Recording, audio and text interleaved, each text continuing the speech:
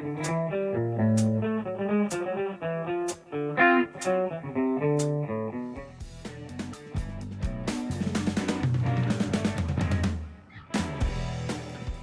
agora eu quero falar um pouco sobre a tributação de imposto de renda sobre os fundos de investimento.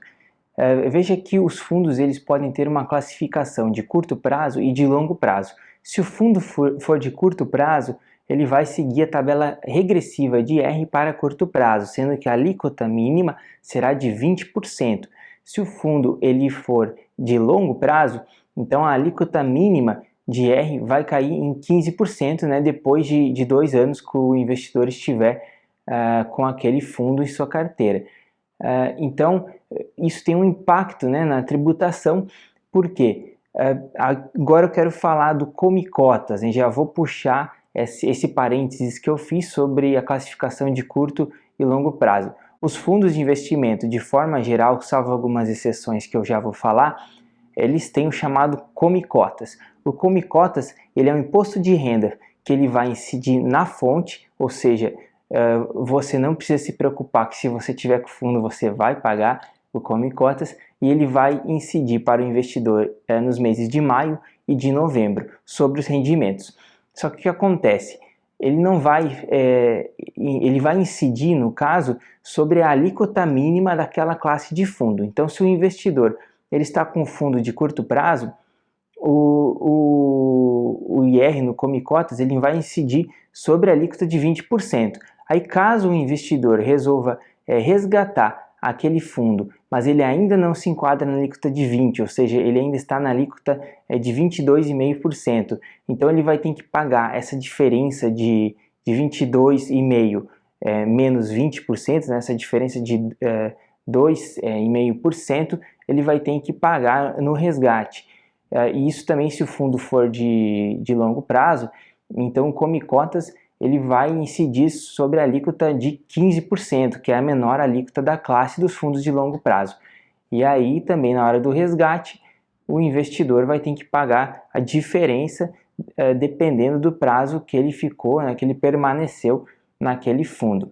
Então alguns exemplos de fundos que têm a incidência do Come-Cotas são os fundos de renda fixa, também os fundos DI, os fundos multimercado e os fundos cambiais. Os fundos de ações e também outros fundos como ETFs e fundos imobiliários, eles não têm a incidência do Come-Cotas.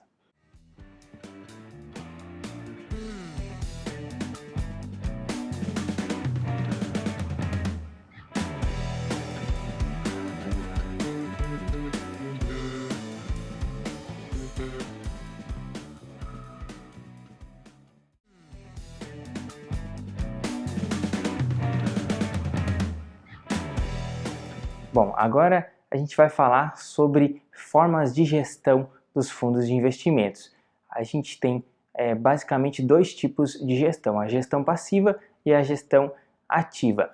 Na gestão passiva, o propósito do gestor do fundo é simplesmente acompanhar, seguir um determinado benchmark, um determinado índice de referência. Então, o fundo ele vai ter um índice de referência, como por exemplo o CDI, e o propósito daquele gestor é simplesmente acompanhar o fundo. Então, nesse caso do CDI, seria algo bastante simples, porque bastaria o gestor encher, compor toda a sua carteira por investimentos pós-fixados que seguem o CDI, né, e estaria tudo certo, ele estaria cumprindo o objetivo do fundo.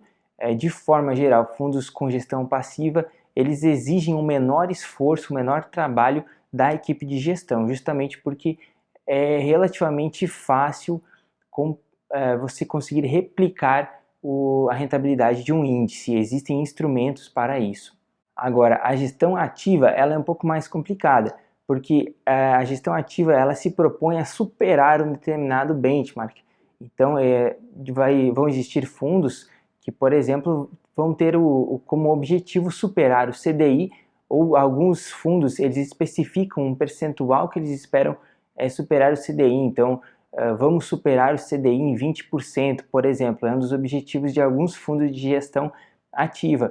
Outros fundos, como fundos de ações de gestão ativa, por exemplo, eles têm o propósito de superar o Ibovespa, né, que é o principal índice de referência do Brasil, e alguns outros fundos de ações podem se propor a superar outros índices também do mercado de ações. Fundos multimercado também tem muito essa características de fundo de gestão ativa, né, que se preocupam em superar algum determinado benchmark. Por fim, para terminar essa aula sobre fundos de investimentos, eu quero falar sobre dois tipos de fundos que eles fogem da instrução da CVM 555, mas que eles também são comuns no dia a dia do mercado financeiro. Estou falando aqui do ETF e dos fundos imobiliários.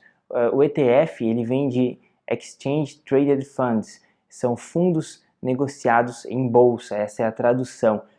E normalmente os ETFs eles são fundos de índice mais focados para o mercado de ações, né? Então é muito comum no mercado norte-americano, por exemplo, em alguns outros países também, mas principalmente no mercado norte-americano é muito comum a existência de ETFs. Então existem ETFs para N setores da economia, né? Então para setor de metalurgia, setor de eletricidade, enfim, para N setores da economia existem ETFs. Esses ETFs eles buscam replicar, né, acompanhar um índice setorial, algum índice de bolsa. No Brasil a gente tem também alguns ETFs, tem alguns ETFs que procuram, por exemplo, seguir o próprio índice da bolsa, né, o próprio Ibovespa, e você compra esses ETFs, assim como também o caso dos fundos imobiliários, que já vamos falar, você compra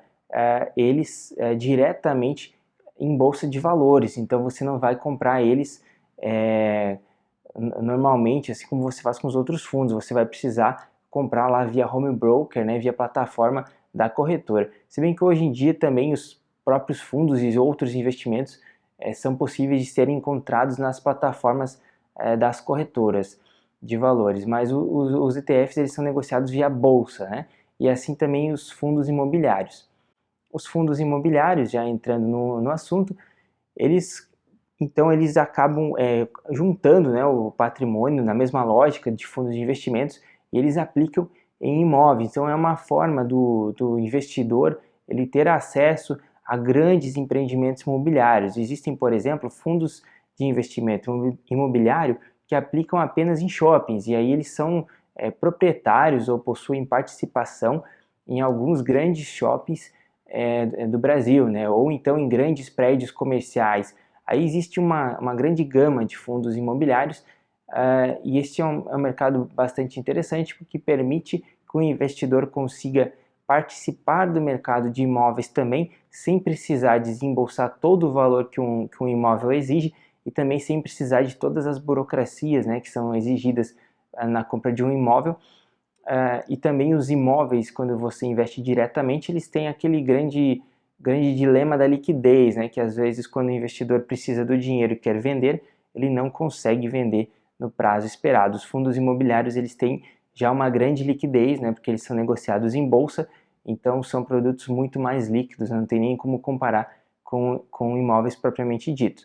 E aí o investidor, no caso dos fundos imobiliários, ele recebe periodicamente, normalmente numa frequência mensal, ele recebe rendimentos que são associados aos aluguéis que o fundo está recebendo dos seus inquilinos, né? Então, normalmente são prédios comerciais que alugam para grandes empresas, prédios corporativos ou shoppings que recebem aluguéis das lojas e o fundo repassa esses aluguéis. E a expectativa é que no longo prazo o investidor também consiga ganhar com a valorização da cota, né, devido à valorização dos próprios imóveis. Um dos últimos pontos que eu quero comentar sobre fundos de investimentos é um movimento, né, que tem acontecido de uns anos para cá no Brasil, que é uma consolidação maior das gestoras independentes de fundos, né? Então são pequenas gestoras, porque veja que quando você compra um fundo por um grande banco, na verdade você não está comprando o fundo do banco, existe a pessoa jurídica de uma gestora,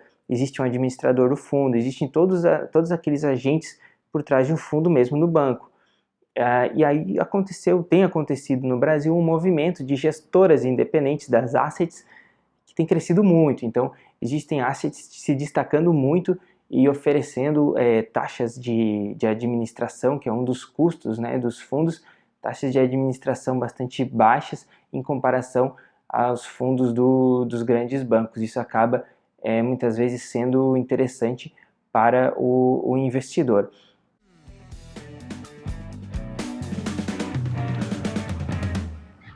E aí, por fim, vale a gente também falar sobre que tipo de custo, além do IR, né, que o investidor vai ter ao investir em fundos.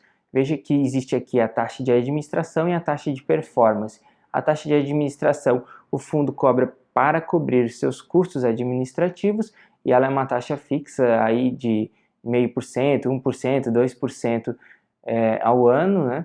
E o fundo também pode cobrar uma taxa de performance. Essa taxa de performance ela vai ser cobrada nos fundos de gestão ativa. Então, os fundos de gestão ativa, se ele conseguir bater aquela rentabilidade esperada, ou seja, X% a mais que o benchmark, ou se conseguir bater o benchmark, dependendo conforme a política de investimento daquele fundo, ele pode cobrar uma taxa de performance, né, como um prêmio, né, como uma forma de remuneração extra para o gestor do fundo devido ao seu bom trabalho realizado.